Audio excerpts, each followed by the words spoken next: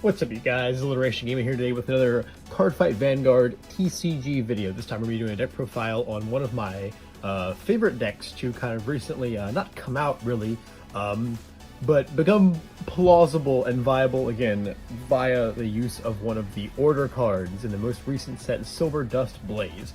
So this is Clear Frame Megacolony. So this deck, not sure where or who topped with it, but it was in Japan right after Silver Dust Blaze came out. Someone topped with kind of like a variant of this deck. This one's a little different, but they topped with a variant of this deck, basically with the same idea in mind, as in using Clear Frame to abuse the Stag Beetle and the Water Gangs and do all that, you know, huge drawing nonsense. If you don't know what I'm talking about, we're gonna get to it very soon, so don't worry. But they topped with this deck, and then a few more variants came out, and now it's like kind of a thing, but now that Gridor is out, it's not really a thing. But Gridor is not out for us yet, so for us, it is still kind of a thing.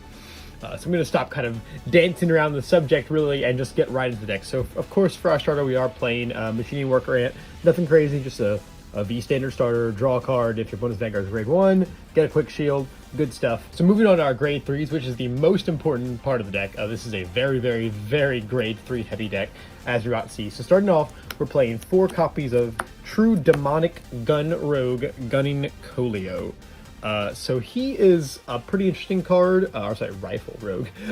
He's a pretty interesting card in the sense that, like, what he does isn't really integral to the deck in any way. He's just kind of the best thing we have to put on our Vanguard circle, while the rest of our cards do the work, the main work, but he does do some work. So his 2 abilities are, first of all, when placed, he gets 5,000 power and drive +1. So already, like, that's pretty nice. He's just 17k triple drive now. That's quite nice.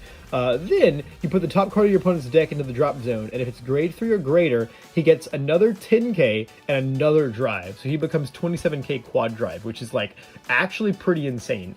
If that does happen, it's quite nice. But for the most part, we literally just play him because we put him down, and then he just has triple drive now, and that's just cool. It's just kind of a free card, a free drive check, potentially more triggers. Good stuff. Then the second effect is used sometimes. It is once per turn. Soul Blast a grade 3 to put the top card of your opponent's deck into the drop zone. And then your opponent cannot guard with the grade that's put in there. So if, like, late game, you have an extra grade 3 in your soul, and you're just like, screw it, you know, shoot. And then you get a grade 0, like, it's pretty insane. You might just win right there. It is pretty nuts how Gunning Colio can kind of just steal games sometimes.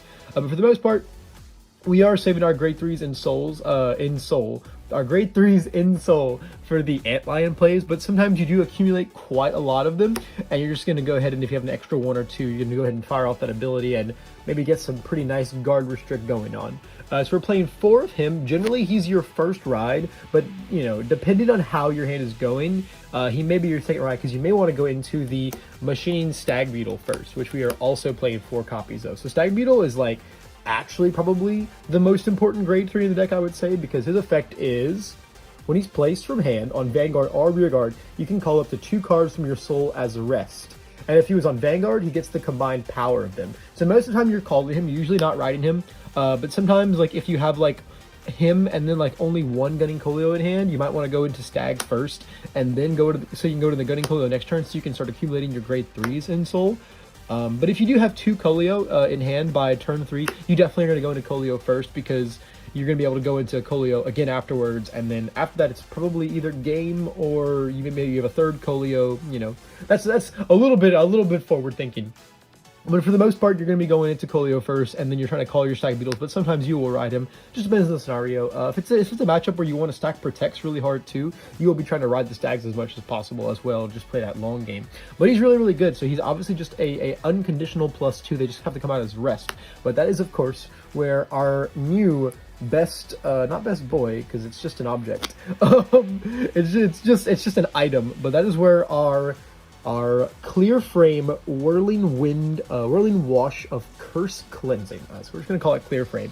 So this card says we choose one of our circles, we unlock the locked card on that circle, and stand the rear guard on that circle. And if you unlock or stand, draw a card. So this obviously goes with our Stag Beetle, and it combos much better with another card that we're going to talk about later on, the Water Gang. But for the most part, this really just says take one of your Stag Beetle calls, stand it, and then replace the card in your hand as well. So it's just a free stand.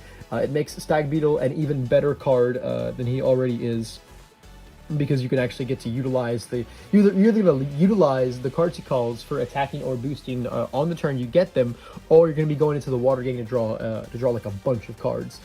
So that's the Stag Beetle, that's the Clear Frame, that's the Gunning Colio, and then of course we also have our win condition. So this is Death Warden Antlion at 2 copies. He's pretty simple. When he attacks, Soul Blast a grade 3 and discard 2 cards from your hand. Then for that battle, he gets 10k, a crit, and your opponent cannot guard with Sentinels. So generally, the goal of this deck is to kind of just like re-ride, get all your grade 3s, spam protect, do your clear frames, draw a bunch of cards, get your water gangs off, and then just like either play like 1 or 2 Antlion and finish your opponent by powering them a bunch and then just hitting them with no perfect guards. Like, that's kind of just the general game plan of this deck. This is generally how this deck played back when it first came out in Standard. It was really just draw a bunch of cards, turtle up until you just kill them with superpowered Antlions. Then that just got power crept to hell, but now it's kind of back because you can draw even more cards now because of the clear frame. So that's why Antlion is still here. He's still the main way that we're going to be winning games. Generally, you have enough soul to use like 2 Antlions or an Antlion and a Gunning Colio Soul Blast. So you have enough grade 3s in your soul because of how much you're rewriting, and then we also have other cards that can put your grade 3s into your soul to continue that stack up. And then for the last grade 3, I'm playing 1 copy of Ingenious Tactics, Book of Strong Arming. So this is Counterblast 3 and Soul Blast 3. Draw 3 cards, and 3 of your front row units get 10k until the end of turn. So this is pretty good. This could easily be a 3rd Antlion. I just kind of like playing this as a 1 of tech because it's really easy to dig out because of all the grade 3 searchers in the deck. And sometimes you get it and like it's really cool, especially like if you have like a 1 or a double Antlion turn. The turn that you drop this is just even more power to them, and it's pretty nice. It helps you push, and you do end up with a lot of excess soul too, depending on like how many Stag Beetles that you go through. So I really like the Book of Strong Arming in here, but it's definitely not something you have to play. You could very easily just play a 3rd Antlion. It's more of just kind of like the meme slot. And then yes, that is 4, 8, 12, and 14, 15 grade 3s. It is very grade 3 heavy deck, but you're getting protect basically every turn, so you can convert a lot of them into guard, and the clear frames like never actually stay in your hand. You're using them to convert into draws. So like it's not as bad as it looks. I mean, it's the same as like Messiah plays like, you know, so many grade 3s between like their grade 4 and the clear frame that it's not really a hindrance.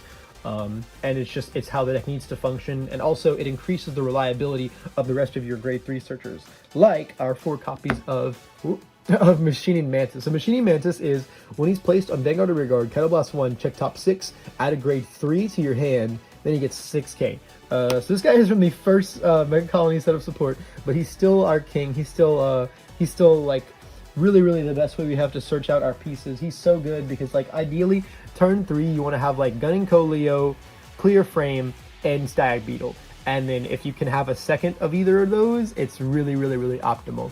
So like you're very much trying to assemble that trifecta, and then anything past by turn 3.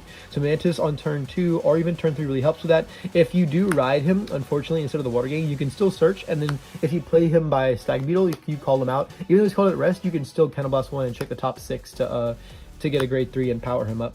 And then if you get a clear frame, you can really get stand him, and that's a super nice play. But he's really good, still fits into what the deck wants to do. But the new star of the show, well, I mean, he was played before, but now he's just even better because we can manually activate him, is 4 copies of Water Gang. So Water Gang is when he stands on the rearguard circle, you can Counterblast 1, soul him in, and then draw 2 cards. So this is where our big, this is where, it's all coming together. So we have our clear frame, and we have our Stag Beetle, and what you want to do essentially is just ride this good boy, then go into Stag Beetle, whether you call or ride him, turn 3, whatever, bring out Water Gang, clear frame, stand Water Gang skill, and then between Water Gang and clear frame, you soul in and you draw 3. So you have a lot of different cards having to work together here, but it is a +3, especially if you're usually getting your clear frames and your Stag Beetles for free via the ability of other cards, like between your Mantis and your Hornet and stuff like that. It's even crazier if you have like if you like super high roll and by turn 3 you have like double Stag, double clear frame, you can actually use the Water Gang twice because you go Stag, bring out Water Gang, clear frame, Stag, bring out Water Gang again, clear frame again, and then you just draw 6 cards. And that's some pretty insane stuff. So that is basically the general goal of the deck, is to just spam these guys with the water gangs, draw a bunch of cards, and then just smash your opponent with accumulated power, and just kind of turtle up until you can antlion them to death, or maybe gunning Colio them to death too. And so these are our only grade 2s. We're only playing 8 grade 2s. It's really fine. You will have to G-assist maybe, here and there, but for the most part, you'd rather G-assist into Water Gang than ride like a Mantis or any other grade 2 you might hypothetically be playing.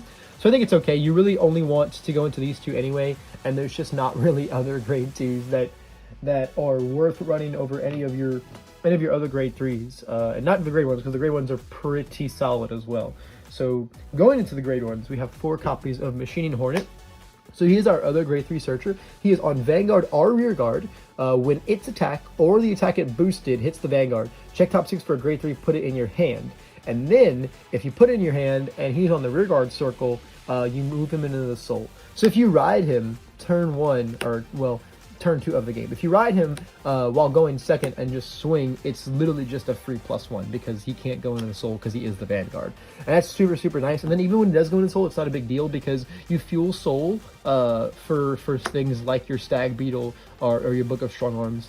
So, and almost all the time, trading the Hornet for a grade 3 is still going to be, because like think about it theoretically, if you trade the Hornet for a Stag Beetle and the next turn play the Stag Beetle to bring out the Hornet and something else, that's a +1. Or if you trade the Hornet for a Clear Frame, the Clear Frame is going to stand something important to get you an extra attack and a +1. So like you're still plussing. I mean, maybe it finds you an Antlion that just wins you the game, like, or a Gunning Colio to re-ride next turn and go in a triple drive. Like the implications, like numerically speaking, this is a wash, but the implications of it with all the grade 3s in your deck can make it a +1. So that's why the Hornet is really, really, really strong. It's still played at 4 copies. A lot of times, like if your opponent wants to stop this attack early on, they're gonna have to damage deny themselves, which is really, really good for you. Or they just let you get all your searches off and play your deck the most optimally. So he's really, really nice. Our other super nice grade 1 is the Small Captain Butterfly Officer. So the Butterfly Officer is, when placed, you can rest this unit to choose another rear guard to give it 10,000 power, and then at the end of the turn you put it into your soul and countercharge 1. So this is really, really nice.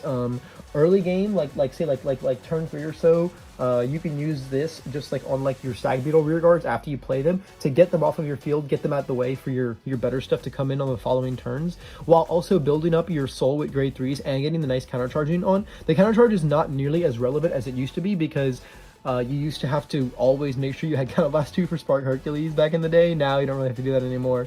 So the countercharge is a little more incidental, but the power is super, super nice. And then also, the fact that it has to rest itself is not a big deal because even if you're not playing like a Stag Beetle that turn, you can still use a Clear Frame to stand the officer and get a draw out of it. So the effect is essentially free. And then an important thing too is that even if the unit disappears somehow, you still countercharge. So like say you call Butterfly Officer, rest it, and put the ability on the Hornet. The Hornet hits and then finds a grade 3 and then goes into the soul. You still countercharge at the end of the turn because the countercharging is not reliant on it being put into the soul as a cost or anything like that. It's just at the end of the turn, you will soul in it and you will countercharge 1. That's just, they're not reliant on each other in cost in any way. They're just basically 2 abilities. One of them just feels like a cost because you lose the card. So that's how our Butterfly Officer works. She's also really, really nice. Stockpiling her to power up the Antlions so they can hit really, really big is another really important use of her. She has a lot of important uses. It's really, really, really fundamental to what the deck wants to do in every way. And then rounding out the gray ones, we have 2 Phantom Blacks. Phantom Black is a pretty solid card that we can utilize now that we don't have to worry about countercharging so much in our grade 1 lineup. Phantom Black is, when it boosts, discard a card from your hand to give it 6k, and your opponent can't guard with normal units for that battle. So obviously, this is meant to play in onto your big Antlion turns. So you're going to go ahead and get yourself a 14k booster for your Antlion. So it's going to be, let's see, that's 20. That's going to be 36k base with the ability and with nothing else going on. That they can't guard with Sentinels or with normal units. So non-sentinel triggers are their only ways of guarding it, which like normally that's how they would guard it too. So it's not like, it's not the greatest ability in the world, but it can really help, especially like if your opponent's for some reason playing grade 1 sentinels, like, rip rip to like any other normal attack. Like then you don't even need Antlion as much. But for the most part, like it's just there to be like a big booster for situations like that. when we really just need to like start converting our hand into like aggressive power. Because sometimes you just will be in scenarios where like you've drawn so many cards, but like now you have to actually worry about winning the game, especially before you deck out or something like that. Because you can easily draw your whole deck with this deck if all your things go optimally. So the Fatal Black is really nice. Only 2 is necessary. If you ride him, you can bring him out somehow with Stag Beetle later on. Or otherwise, you're probably going to draw so much that you find at least 1 eventually, and that's all you're really worried about finding. So that's our grade 1s. Yes, we do, again, only play 10 grade 1s. But for the most part, it's the same as the grade 2s. You'd rather G-Assist into this, usually. You'd rather G-Assist into this than writing anything else that you might be playing. So once again, I think the 10 grade 1s is fine. You have to accept that you live on the edge a little when it comes to the numbers in this deck. So that's just a part of playing the deck. It's kind of like Alt Mile. It has these risky ratios that you just have to be okay with because the deck needs them to function. And then for the triggers are pretty simple. We're really just playing 4 crits, 4 more crits, 4 draws, and 4 heal. A simple 8 crit, 4 draw, nothing super special. I think you could maybe consider playing a couple more draws because like getting all your pieces could be really, really important in theory. But you also really need the crits to like have some aggressive power, because once again, like this deck can draw cards, you know, till it dies, but if you just draw cards till you die, that doesn't do anything. A lot of decks draw cards now, so it's a lot more important to have like, you know, your critical pressure so you can actually be trying to end games aside from just like, you know, antlion cheese. You want to be able to win the game naturally in some ways too, in the event that you don't find your antlions. But especially when you do as well, because like, I mean, you're gunning Colio. If you're playing a lot of crits, your gunning Colio is like really just that much more threatening, because like triple drive or quad drive, when they can be packing all these crits, and then like you packing all your guardianship with the antlions and the Phantom Blacks and the gunning Colio, like you can create some really scary scenarios if your opponent's just not ready to take all of that damage to their face. So that is pretty much the deck. As far as like viability, I think this deck is a lot better than anyone really gives it credit for at the moment. It's really like not particularly weak to anything, and it's probably aside from like Susanoo, it's probably the only real like, you know, playable Protect deck at the moment until Butterfly comes out in a couple weeks and destroys all of that. And when Butterfly comes out, this deck definitely steps down a notch, simply because everything steps down a notch after Butterfly, that isn't Butterfly, the Moonlight decks. But for now, this is a really like just like a fun casual deck. I would take this to local, have yourself a good time, draw 7 cards here and there, and you know, just kind of like, you know, gang. But once Gridora comes out, this deck changes completely, because Gridora comes out and pretty much knocks this whole engine out and makes this a whole different deck. I have still seen people playing variants of like gunning Colio / like Water Gang Clear Frame Business with the Cradle Marker support in there. After Phantom Dragon Eon comes out, and I do think that is still a pretty cool deck. I don't think it's as strong as Gridora, but I do think that it's still a very viable way to play the deck, and that's something I might experiment with myself once Phantom Eon comes out, playing Gridora, and then also seeing whatever like, you know, whatever like concoction you can conjure up with the clear frame nonsense. But basically that's the deck, guys. Thank you all for watching this. I really like showcasing kind of like, you know, weird, not super like obvious or you know, popular decks like this. I think these are the really fun ones to take a look at, to play around with, and to delve into the, you know, the rogue stuff, so to speak. So you might see some more stuff like that. I could very much see myself making an update to this deck once Phantom Eon comes out, but I will of course be playing Gridora as well, because Gridora is we know, real Megacolony players, we know. So anyway, thanks guys for watching, and I hope to see you all in the next one. Bye bye.